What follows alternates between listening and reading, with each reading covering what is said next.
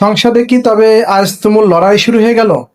স্বরাষ্ট্রমন্ত্রীকে সরাসরি ফ্লোরে দাঁড়িয়ে যেভাবে কড়া হুঁশিয়ারি দিলেন বিরোধী দলীয় নেতা আমাদের আমিরে জামাত, তা দেখলে আপনি অবাক হবেন। আজ জাতীয় সংসদে হঠাৎ করেই পরিস্থিতি একদম গরম হয়ে ওঠে। স্বরাষ্ট্রমন্ত্রী সালাউদ্দিন আহমেদের সাথে আমিরে জামাতের মুখোমুখি তর্ক বেঁধে যায়।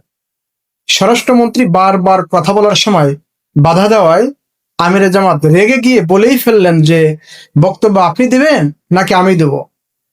সবচেয়ে বড় কথা হলো, স্বরাষ্ট্রমন্ত্রী যখন শিক্ষক সুলভ আচরণ করতে যান, ঠিক তখন আমিরে জামাত সাফ জানিয়ে দেন যে এই সংসদে আমরা কারো ছাত্র হতে আসি নাই।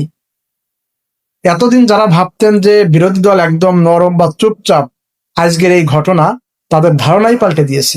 তো দর্শক, সংসদের এই উত্তপ্ত দৃশ্য ও আমিরে জামাতের এই শক্ত অবস্থানকে আপনি কিভাবে দেখছেন? আপনার মতামত কমেন্টে জানান।